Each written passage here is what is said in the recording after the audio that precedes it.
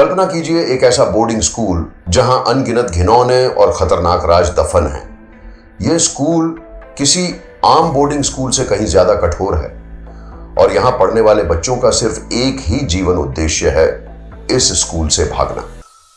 यहां तक कि छोटी छोटी गलतियों पर भी बच्चों को ऐसी सजाएं मिलती हैं जिन्हें सुनकर आपकी रूह भी कांप जाएगी। ये कहानी है कुछ ऐसे छात्रों की जो इस बोर्डिंग स्कूल से भागने की कोशिश करते हैं, लेकिन उसमें बुरी तरह फेल हो जाते हैं। लेकिन इसी दौरान उन्हें स्कूल से जुड़ी कुछ ऐसी बातें पता चलती हैं जिन्हें जानकर उनके पैरों तले जमीन खिसक जाती है। मुझे उम्मीद है आपको यह कहानी पसंद आएगी, तो इस वीडियो को अंत तक जरूर देखिएगा।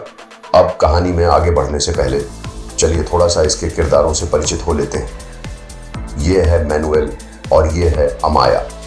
ये दोनों स्कूल के लैला मजनू हैं। ये है अडेल और ये उसका बड़ा भाई पॉल।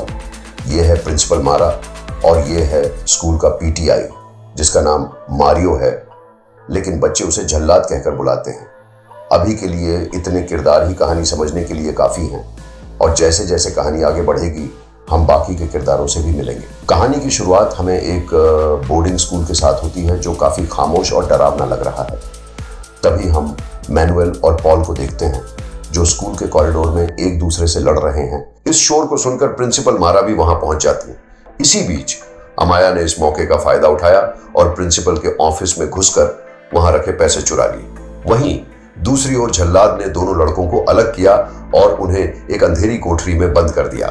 बाद में पता चलता है कि यह झगड़ा बिल्कुल जानबूझकर किया गया था ताकि अमाया प्रिंसिपल के ऑफिस से पैसे चुरा सके। अगले सीन में हम एक छोटी बच्ची से मिलते हैं जिसका नाम है एल्बा। और हां, इसकी उम्र पर मत जाना, यह बच्ची एक छोटी स्मगलर है जो स्कूल के सभी छात्रों को बाहर की चीजें उपलब्ध कराती है, जैसे सिगरेट, फोन, शराब और भी बहुत कुछ। छात्र टॉयलेट में एक लिस्ट और कुछ पैसे छोड़ देते हैं और एल्बा उस लिस्ट में लिखी चीजों को लाकर फिर से वहीं छुपा देती है। इस बार अमाया ने एल्बा से बस के टिकट मंगवाए थे ताकि जब वे स्कूल से भागें तो कहीं दूर जा सकें। उसके बाद हम अडेल को देखते हैं जो एल्बा के घर जाती है। दरअसल अडेल फ्रांस से है, इसलिए वह एल्बा को फ्रेंच पढ़ाती है। एल्बा के घर में उसकी बूढ़ी दादी और उसकी माँ रहती हैं। उसकी माँ स्कूल के प्रबंधन की टीम में है और उनका घर स्कूल के पीछे के आंगन में ही है। हालांकि आज रविवार है, फिर भी अडेल एल्बा के घर पहुंच गई, लेकिन वह उसे पढ़ाने नहीं बल्कि उसकी दादी की नींद की गोलियां चुराने आई थी। यह भी उनके भागने के प्लान का हिस्सा था। लेकिन जब अडेल स्कूल वापस आई तो प्रिंसिपल ने अनाउंसमेंट करके उसे अपने ऑफिस में बुला लिया। अब यह अनाउंसमेंट सुनकर अडेल काफी घबरा गई और डर के मारे उसने वह दवाइयां डस्टबिन में छुपा दी। लेकिन ऑफिस में आकर यह बात पता चली कि मारा ने अडेल को किसी और काम से बुलाया था। दरअसल अडेल के अंकल ने उसे कॉल किया था क्योंकि वह उसे और पॉल को अपनी शादी में इनवाइट करना चाहता था। बात खत्म करके जब अडेल ऑफिस से बाहर आई तो उसे वह दवाइयां कहीं नहीं मिली जो उसने थोड़ी देर पहले डस्टबिन में छुपाई थी। पर तभी अमाया आती है और अडेल को वह दवाइयां देते हुए कहती है, तुम अपना काम थोड़ी सावधानी से करो वरना तुम्हारे चलते हम सब पकड़े जाएंगे।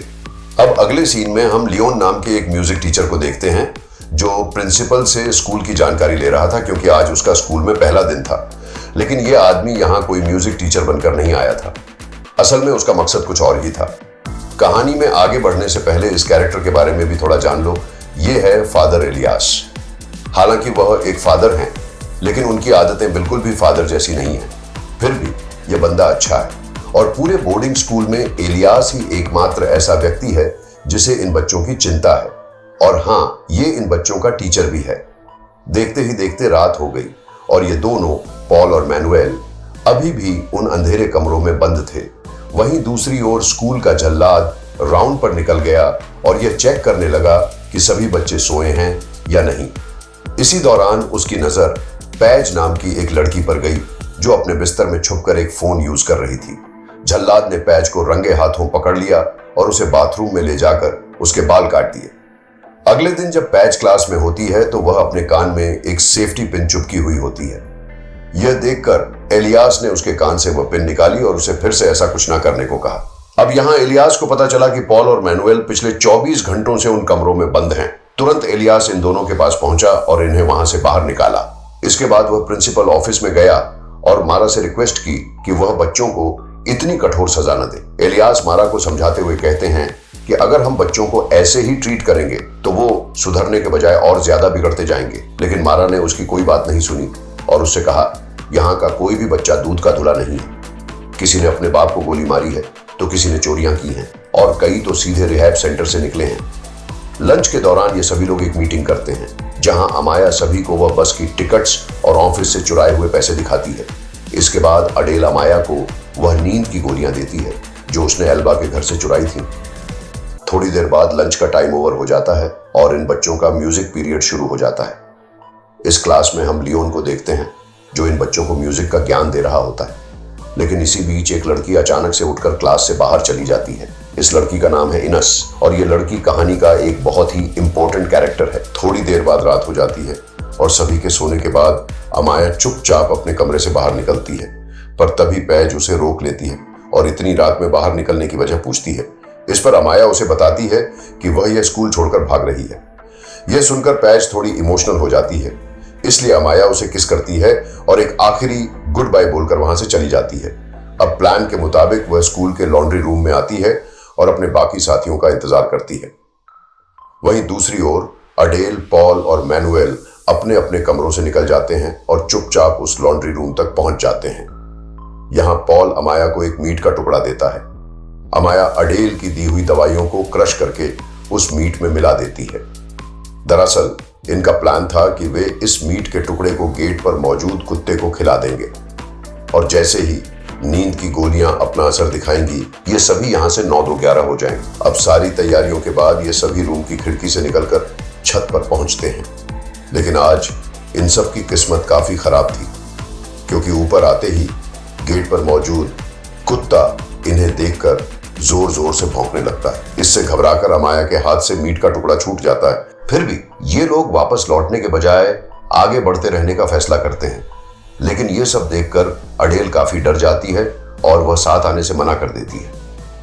अब ये बाकी लोग उसे समझाने की काफी कोशिश करते हैं लेकिन अडेल को इन बातों से कोई फर्क नहीं पड़ता।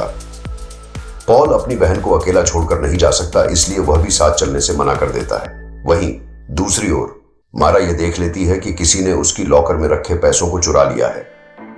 अब यह जानते ही वह फौरन लड़कियों के कमरे में आती है और इन सभी से उन पैसों के बारे में पूछती है। तभी उसकी नजर अमाया के बिस्तर पर जाती है जिस पर अमाया नहीं होती और इस कमरे से अडेल भी गायब होती है। पर अभी ये लोग कुछ सोच पाते हैं उससे पहले उन्हें एक गाड़ी के स्टार्ट होने की आवाज सुनाई देती है। इधर मैनुएल और अमाया स्कूल की वैन लेकर यहां से भागने की कोशिश करते हैं। लेकिन आज इनकी किस्मत सचमुच काफी खराब थी क्योंकि यह वैन भी स्कूल के गेट में फंसकर रुक जाती है। बिना समय गवाए इन दोनों ने एक साइकिल उठा ली और जैसे तैसे करके इस बोर्डिंग स्कूल से भाग निकले।